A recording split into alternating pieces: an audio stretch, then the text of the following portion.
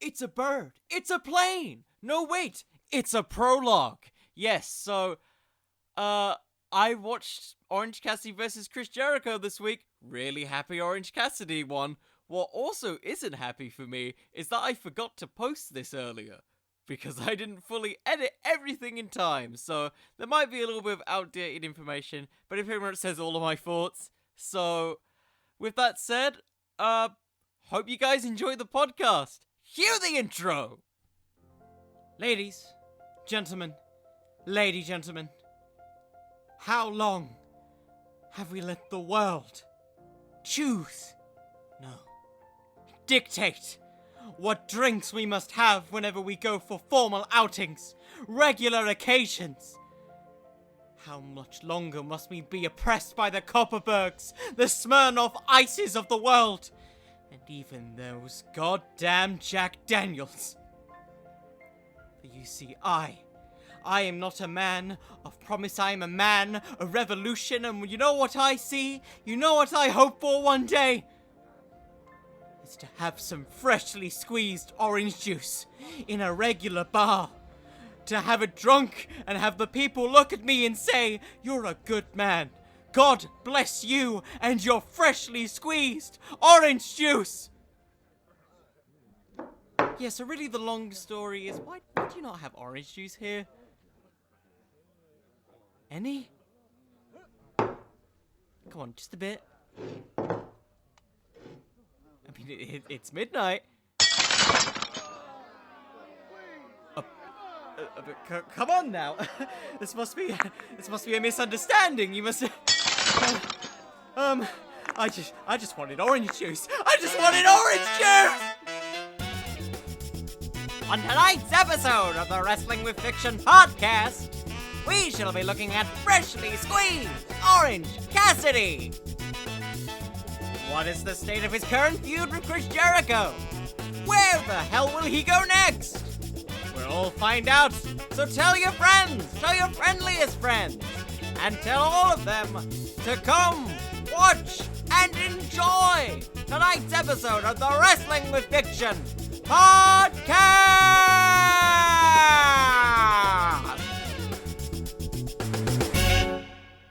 Hi there!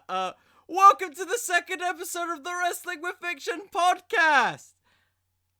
Wow! We have a second episode! Okay, I know this is like one of those things where it's just, you don't really need to say that every time you do it, but hey! You know what? It's a step forward. I've done well. That's good!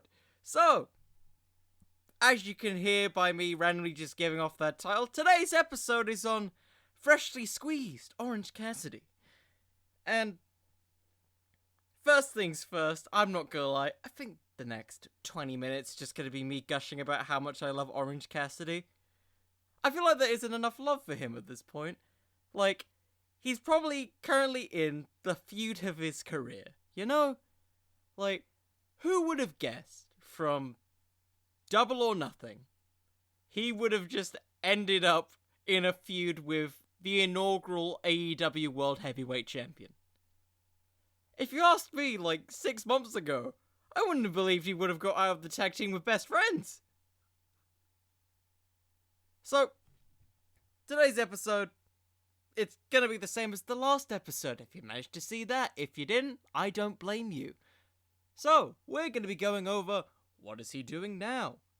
My thoughts on that thing, and potential feuds for the future, because he's Orange Cassidy. And regardless of what I say, he won't care, because he's just him. He's just a relaxed dude. On to said thing. His feud with Chris Jericho.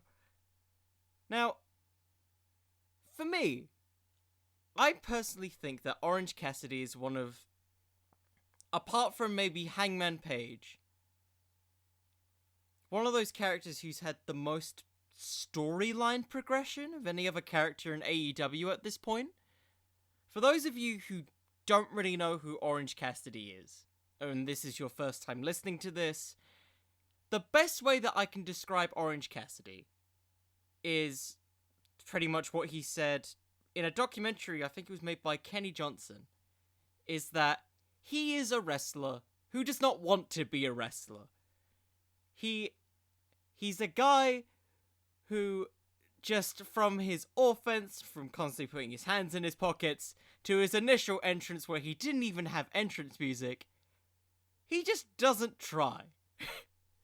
And that is just coming to a complete head with his feud with Le Champion, Chris Jericho. I don't know why I said it that way, but we're gonna keep it in. Orange Cassidy has went in the span of a year from being just a guy in a battle royal, to being probably one of the most over acts in AEW. And it's clear from, like, if you've heard any interviews from Tony Khan, or the Young Bucks, or Chris Jericho himself, everyone is so high on Orange Cassidy. And honestly, I can't blame them. Tell me, before you ever saw Orange Cassidy, that you've ever seen anyone do an arm drag with their hands in their pockets. I could barely even do a kip up to save my life, let alone do a frickin' arm drag with my hands in my pockets. He is somehow, in the world of wrestling, which has had every move done under the sun, come up with something that is, I wouldn't say original, just because I'm sure there have been decades upon decades of people doing completely different gimmicks that can resemble what Orange Cassidy is, but has been able to do it and somehow add credibility to it. And you know what? You can put credit onto the creative team over at AEW for what they've done with Orange Cassidy. But it's absolutely incredible seeing how much of a, I want to say, threat he is now in AEW.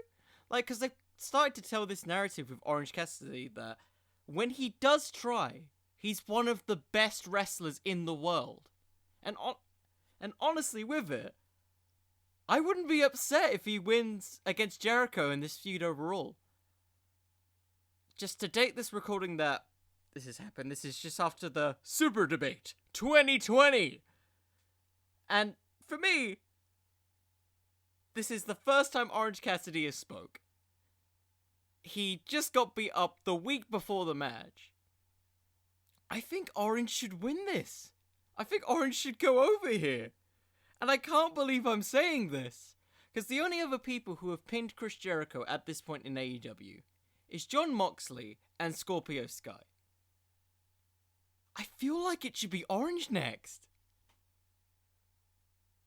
And that kind of blows my mind, that of all people, Orange Cassidy is the one who could pin Chris Jericho next. Because he hasn't suffered a pinfall loss since he's lost the AEW World Championship. What a win that could be for Orange Cassidy if he wins.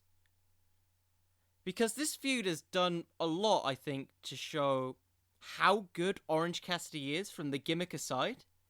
It's shown, especially in the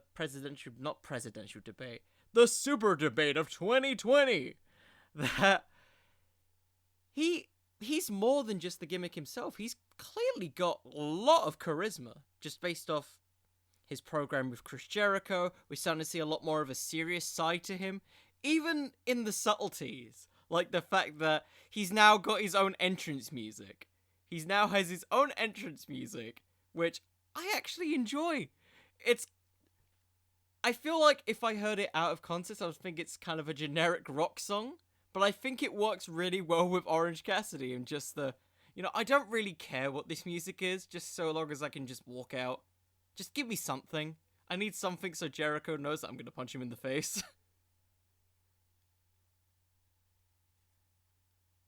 Jericho. I lost my train of thought there. I think Jericho has done a fantastic job, because I can't just fully credit Orange Cassidy for this, of really putting over the threat and danger that Orange Cassidy can bring. Because I think after his match against Pac, we haven't really seen that kind of super serious side of Orange. And it's gonna sound weird re-looking at this and just hearing myself say Orange Cassidy? This says a lot about Chris Jericho's career as much as it does about Orange Cassidy. Of just how much fun and just downright ridiculous some things have been, like the $7,000 coat, the random orange juice falling from the sky, the constant orange juice references, and just how they've been able to switch the comedy into, like, little moments of seriousness. And I think that's something that's been very much the next step for Orange Cassidy, which is how he's starting to slowly gain that credibility. And I know I've said credibility a lot, and I'm not probably going to edit it out, probably. I think they could potentially build him as a main event act, maybe. That's hard to believe, but I generally believe that AEW, just based off the booking alone and how behind they've been for Orange Cassidy, and his gradual rise from being in the 6-man tag matches to his first singles match being with Pac, to now feuding with essentially one of the biggest stars in the company, I think they would potentially pull the trigger on Orange Cassidy heavyweight title feud. Especially when you look at, we'll get onto this later, who are the current challengers for that belt, and the contenders that we've had up to this point. They've potentially got a lot of mileage out of Orange Cassidy as this single star, and that's not even including his stuff with Best Friends. So, you know, we may as well just get onto it now. I'm looking at the timer for this. We're about nearly 12 minutes in. My first thought of where Orange can go after Chris Jericho, it really depends on if he wins or loses the feud.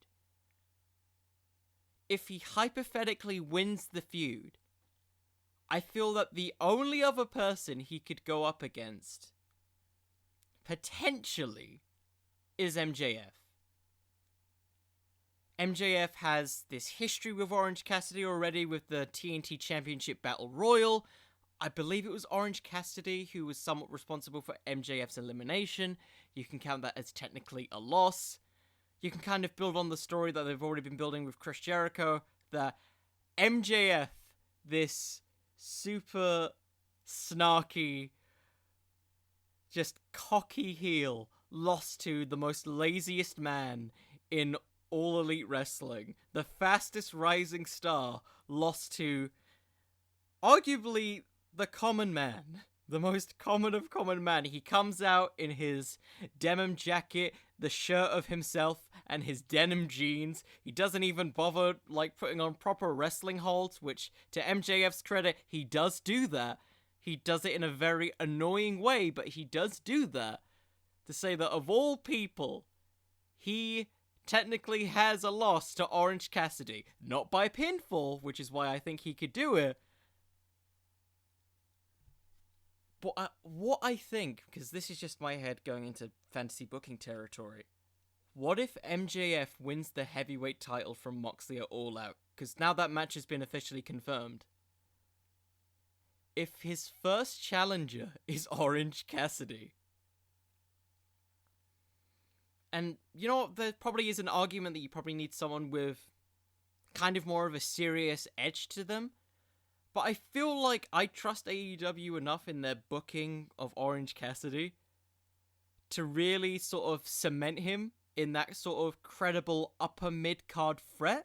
Kind of in the similar vein to what Darby Allin was to Chris Jericho early on in his run and how he's been with Jon Moxley currently. Orange Cassidy could have a really fun dynamic with, like, him against Wardlow, potentially. Maybe, like, a little interaction with Cody, maybe getting a little bit of advice and him just sort of not really paying attention, just sort of saying, cool. Yeah. And then just proceeding to do what Orange Cassidy does. And I think they would, like, when Orange Cassidy gets serious and has this match with MJF. MJF, I think, he's incredibly athletic for, like, a guy who has a similar promo style to, say, The Miz and EC3. He's a lot more athletic than he lets on in character. I feel like they would have a really good match together. Particularly with, like, Orange Cassidy's sort of speed and quickness, and just sort of the way that he moves around with his hands in his pockets. And even when he's not, and he's just diving across the ropes, or he's just putting on, like, top rope DDTs. I think it would be a great match, especially if you have best friends involved in it, and Wardlow. I think that would be a very fun dynamic. Maybe if it's just sort of, if you want to bring in Sue's mum as well, maybe they drop off Orange Cassidy for the match. I feel like with it, Orange Cassidy wouldn't necessarily win, but I feel like he'd look really good in defeat. And I think it would change a lot of people's minds on Orange Cassidy just being a comedy wrestler. Because I think with this feud with Jericho, and maybe a potential one with MJF, they could build Orange Cassidy as this legitimate main event threat. Maybe not, say, like a Jungle Boy, the way that they're slowly building him, or a Scorpio Sky, but someone up there. And hypothetically, if he loses, Orange Cassidy versus Chris Jericho, I need to be specific here. I think Brodie Lee's a good opponent for him. Like, what if, by the end of this feud, now that we've finally heard Orange Cassidy speak, we've seen him say that he's going to embarrass Chris Jericho, and he really puts in everything, so to speak. He does everything but the kitchen sink. And he's serious now. Not like serious, but the point that he goes in the complete opposite direction. That he tries too much. And maybe that would alienate people who originally like Orange Cassidy. But I feel like at this point, you can really start experimenting with his character a bit more. And really start branching him out from what he is currently, which I think AEW started to do. I feel like if he did start getting serious, he would end up having this massive losing streak. Because he's going against sort of what the commentators have been saying about this sort of laziness of Orange Cassidy. That this laziness that he has is almost like psychological mind games to other people who he's potentially facing. And who better would it be to try and influence him than Brodie Lee, who is already trying to recruit Colt Cabana, who I assume he's going to join the Dark Order by this point, currently just based off the booking itself. Because, like, we've already had history of Orange Cassidy maybe being recruited via sort of being the elite with, Alex Reynolds and John Silver. Okay, I remember their names. They had a really good tag match this week. I remember their names. That's good. Where I think with it, you can have that thing with best friends where they're just sort of trying to bring back the old Orange Cassidy, the sort of king of sloth style, so to speak. And you can have these fun skits maybe with, like, Trent and Chuck Taylor just sort of, like, driving around. Just sort of like, hey, Orange, you see this?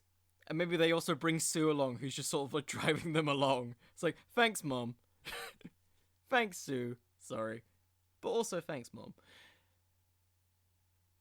And it's just sort of, maybe the storyline could be with the Dark Order versus Best Friends and Orange Cassidy. Just trying to bring back the Orange Cassidy of old. And not this person who's, like, trying constantly. So, like, maybe, I don't know, Brodie Lee hits the discus clothesline over on Orange Cassidy, and he's knocked loopy to the point where he accidentally, like, puts his hands in his pockets and he starts dodging Brodie Lee because he's exhausted. Maybe a la Kenny Omega versus Okada when Kenny just sort of collapses to the floor. I feel like something like that could be a very interesting direction to take his character, and it also helps boost the credibility of the Dark Order in the sense that they will target anyone, regardless of who they are, and potentially have them join their ranks. I feel like that could be a very interesting direction. Another one, where, just based off where the time has gone, I really want to see Pac again, because I miss him so much. We never got that Death Triangle best friends feud that was being built upon before the pandemic happened. And maybe this will be, maybe once lockdown's starting to get more gradually lifted over time. But their matchup, I almost said All Out, Revolution, it's the match that made Orange Cassidy. It's the match where I think a lot of people turn their heads on just sort of, you know, he's actually a really good wrestler. He's a lot better than what his gimmick infers he is. And with it, I feel like this feud could elevate both guys in a weird way. I know that's odd to say considering who Pac is as a character, but I feel like with it, in their first encounter, he underestimated Orange Cassidy a lot. And when he did eventually take him seriously, he needed the help of the Lucha Brothers to get the win. I feel like if they had another match, it would be a great dynamic to see just Pac taking this a lot more seriously. So maybe like when Orange Cassidy's doing the kicks, where it's just, oh. Instead of Pac just like shunting him, he just goes for a forearm. Or just starts targeting Orange Cassidy from the get-go, not giving him time to be this sort of joking offense. And Orange could play off the stuff that he's had with Chris Jericho. Maybe put in a couple of those fake kicks and then go for a move, or maybe even just do it straight away, then put in a second one as a fake one for good measure. I feel with it, both guys could look a lot better out of it. Plus, there could be a lot more fun 6-man tag matches between Death Triangle and Best Friends. It would be really fun to just see the Lucha Brothers just interact with Orange Cassidy a bit more. Because I feel like a broken book just saying this, because AEW's tag division is just ridiculously good. But I just want to see more Orange Cassidy. I'm not gonna lie. When I first saw Orange Cassidy in his initial debut, I just wanted to see more of him. And I feel like the way that I'm talking about stuff really sort of reflects that. Pac is the complete opposite of Orange Cassidy. In every way, just from his demeanor to just sort of the way they carry themselves in the ring.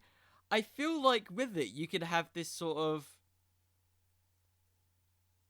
I don't know how best to describe it, but this sort of neutral respect by the end of the feud to some extent, where sort of by the end of it, you can have Pac be just sort of, you know, still the sort of serious, brooding character, just sort of like, I really don't like you. I really don't like you. But I have to admit that you're really good when you try. And Orange Cassidy maybe vice versa, where it's just sort of, okay, you've threatened my friends, you've done all these other things. Yes, you made me get super serious in the same way that Jericho did. That's the way that I think of it personally, how their dynamic could be. Maybe you guys have a better idea of it. But with that said, the last person who I can maybe see, because I feel like they've been building certain, not necessarily stuff between the two characters, but they've had their own individual stories that could potentially lead to some sort of conflict. And I feel like they have this kind of interesting backstory where it could work for both of them and why they would feud. And that's Orange Cassidy versus Cody. Now, on paper, this sounds maybe a bit ridiculous. Cody's a babyface. He's currently in his TNT title sort of open challenge, so to speak. Cody doesn't really need to face Orange Cassidy and vice versa at this point. But what AEW does so well, and I think they could do really well with this, is that they always find a way, if someone's been in a big program, to keep them busy. We've seen that with Hangman Page. When he was in his feud with Chris Jericho, he started to go on this whole alcoholic streak that's eventually made him into a bigger star. We've seen it with Brian Cage currently, after he lost his AEW title match. Cody versus Orange Cassidy could be the thing, and this is going to sound ridiculous, so wait for it.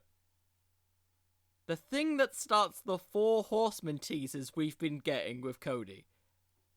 And now, I know what you're thinking. This sounds absolutely ridiculous. Why on earth would Cody turn, of all people, on Orange Cassidy? Well, best way that I can describe this is that think about the similarities between Cody and Chris Jericho. Think about their program that they had before Full Gear. Cody freely admitted that him and Chris Jericho have something in common with the fact that they both have famous fathers. Cody Rhodes is the son of Dusty Rhodes, just the common man. And when you think of Cody, I don't think you see him in the same way. He's built an identity that is similar, but drastically different. He isn't the same common man that Dusty Rhodes was. He's kind of the guy who's built up this big wrestling empire for All Elite Wrestling, along with Tony Khan, the Young Bucks, and Kenny Omega. He is, to some case, less like Dusty Rhodes, and more like Ric Flair. Now, onto this. You know, he's recently had Arn Anderson sort of in his corner for all the TNT title matches. And we've started to see, particularly with his matches with Sonny Kiss and Eddie Kingston, that he's starting to get a little bit more heelish since he's won the title. And I feel like with that, that's him sort of kind of going against what his father was. The white meat babyface. The I'm trying to think of Dusty Rhodes' promo, Hard Times. I forgot the name of it as I was speaking. I'm truly a wrestling fan, guys. I swear. And how ironic would it be that Cody Rhodes loses the title to Orange Cassidy? And let me explain why. Cody, in just from his presentation to the backstory that we know about Cody, he was the son of Dusty Rhodes. He was released by the WWE, and he just worked his I was about to say the A word because I'm trying to keep this PG. He worked his butt off to get from WWE, and then he went across the entire world to sort of better himself. He started creating this brand, the Nightmare Family. He joined the Bullet Club. He essentially worked his butt off to make himself someone truly a main event star. And how ironic would it be if after all this hard work, he lost this title that is synonymous with TNT, just the television network that WCW was built on, something that Ric Flair, Dusty Rhodes had worked so hard to build an established brand to the guy who keeps his hands in his pockets and through many of his matches has not won via his Superman punch initially, but just through a roll-up. And something that could have easily been prevented if he wasn't cocky or he wasn't overlooking Orange Cassidy the same way that a lot of wrestlers, when they build a match around Orange Cassidy, tend to do. They see him do the fake kicks. They see him do these things, and they don't quite know if he's being serious or not.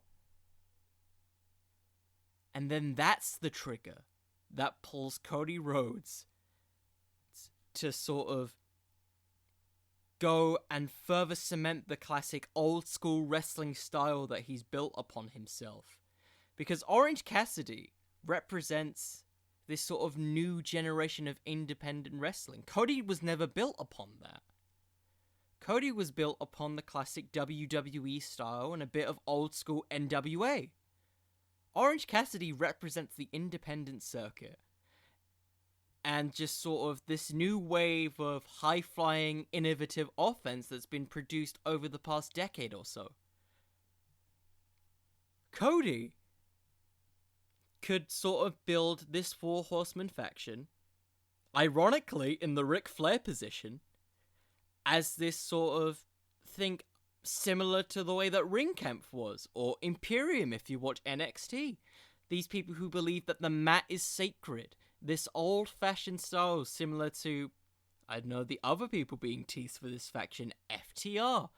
Potentially Shawn Spears because of the inclusion of Tully Blanchard.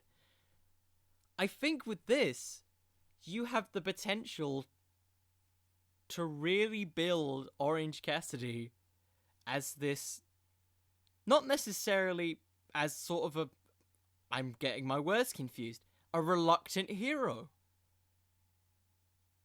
And maybe that sounds far-fetched, but I think Orange could actually win the title in this scenario, and it would be really interesting for him to win the belt.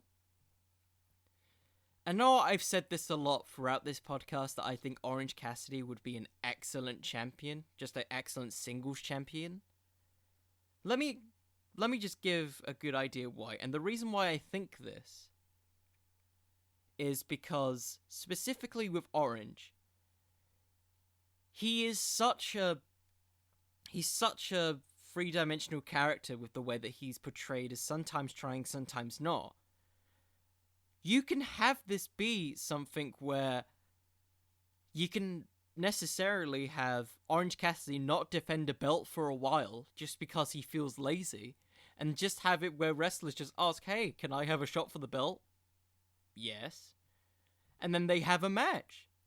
And then with that, you can have heels, I don't know who, maybe like an MJF, maybe like Cody if he does do that. He could say he's the EVP. How is it that this lazy guy is still our champion? He has hijacked this title and he's not doing anything with it.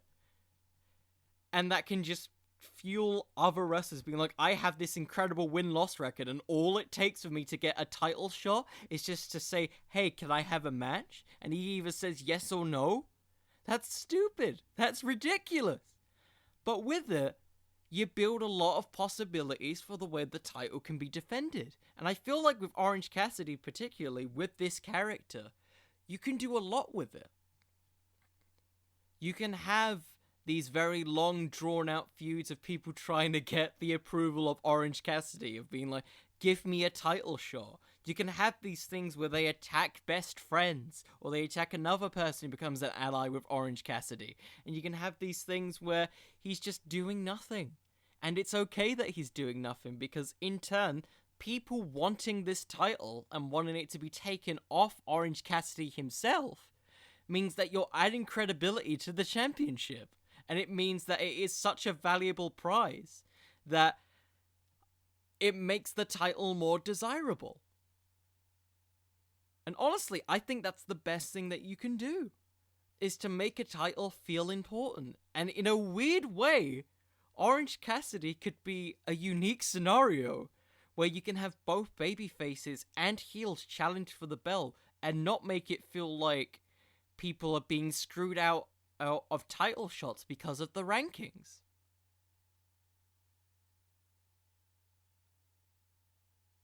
So, I think I've made my peace in Orange Cassidy with the way that I've sort of spoken about it.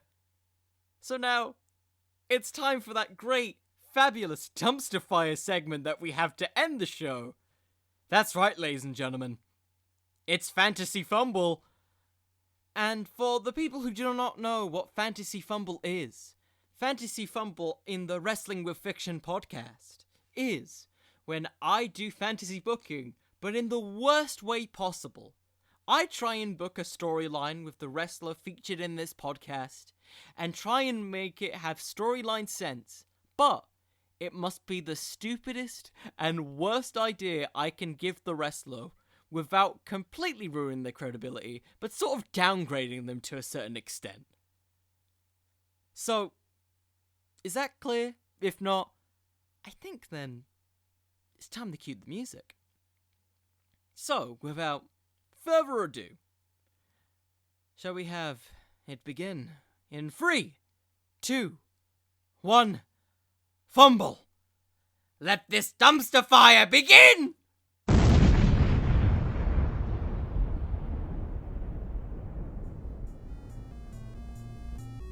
Okay, so, I don't know how to do this, so it's the battle of apples versus oranges. I know, genius, right? So, we have Orange Cassidy, you know, the Orange Man, deceased, the zeitgeist of the Orange Juice Nation.